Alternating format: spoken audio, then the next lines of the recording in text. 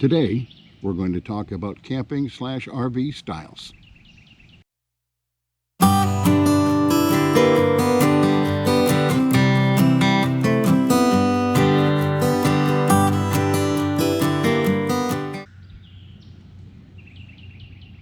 Hello YouTube, welcome to the channel. Today we're sitting here in High Falls State Park in Georgia, just a little bit north of Macon, south of Atlanta. We've been here for a few days and I wanted to make a short video here to discuss with you some of the various, and again these are my opinions and my categories, but some of the different styles of camping/RVing. And some of which I partake in, some I don't. We'll start off with full-time RVers, and no, I'm not one of those. I probably never will be. There's basically, in my opinion, two categories of those. There's the actual travelers. They travel full-time, and more power to them. I think it's a great lifestyle. You get to see and do a lot, and what you want and where you want. And then the other ones are the ones that basically park their RV in a full-time situation, full-time lot, and basically live in it. So while it's an RV, they're not traveling. They're living in the RV as they would in a mobile home, a tiny home, or a house. I would enjoy, I think, full-time RVing. I just do not have the makeup to do that, especially with my vehicle being this van. I think if I was going to full-time, I'd want something bigger. If I was living in it full-time, I'd want a few more toys, but that's just me. Next, on the other end of the spectrum from the full-time RVers are your weekend campers. And typically these are people that have some type of RV, tent, whatever, and they'll go out to a local state park, not too far from home, an hour or two, and they'll spend the weekend or a week sometimes. They'll also go to private campgrounds. I enjoy that. I do that a lot. I love going to Georgia state parks. And that's just fine with my little van behind us. We can pack up and go to a state park for 4 or 5 days and have a good relaxing time. For my lifestyle, the state park is a better bet for me. It's just me and Maggie the dog. You need to get a picture of her. She needs to be in the video at least once.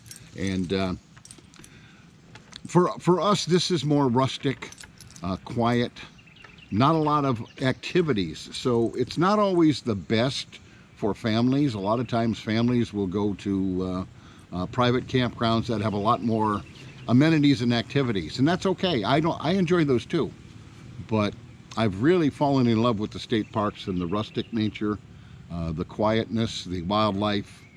Most of the ones here in Georgia tend to center around in the center of the state anyway, around a lake or a river or something, and it's a very enjoyable getaway. The place we're at now has been great. We've been here, we're going to be here 4 days before we head home, and it's been a great time away from home, especially now during the quote-unquote pandemic. The other is people that just travel to sightsee, and they may go on a 1 week, 2 week, 3 week, 4 week trip. I have done that multiple times. I did a month out west. I have done short trips, a week or two. I go to Texas every year to see family. I go to Michigan twice a year to see family. I go to New Hampshire and Maine once a year. I lived in New Hampshire for 25 years, so I got a lot of friends up there, and I'll take the van up there and go once a year. So traveling to see friends, I do a Florida trip, 10 days around New Year's, and I go see old friends. Basically do what I call mooch docking, which is parking in their driveway and visit them, and then go to bed in the driveway at night and then move on to the next house. I enjoy that a lot. At my age, too many people have gone away already, and if you blink, you lose them. So one of the things I really enjoy is traveling to see people, and that's probably one of my primary methods of RVing and reasons and styles, and it's the real reason I got the van, because the van can go anywhere, park anywhere, boondock, Boondock is basically dry camping, no hookups. That can be in a, I do it often in a state park. If I don't need to plug in, I just run off my batteries and my water supply. When I travel like to Texas, I will boondock on the way there, on the way home, stopping at rest areas or whatever. But I enjoy getting there and seeing the people. The other thing that's nice to do is the destination camping, I call it. And you want to go to Grand Canyon, go to Grand Canyon. You want to go to the mountains of Georgia, you can go up there for a week. And you have a location you want to go to sightsee. And you may boondock on the way there, and you may stay in a state park, whatever you do when you get there. You can do it, and that's what this van gives me the freedom to do, so I enjoy that very much. And it's perfect size for me and Maggie to travel. So I do several different modes. I do boondocking, I do the weekend camping, I enjoy the state parks, I like to travel to see people, and I like to travel to see destinations. And those are typically going to be a week-long, 2-week-long trips.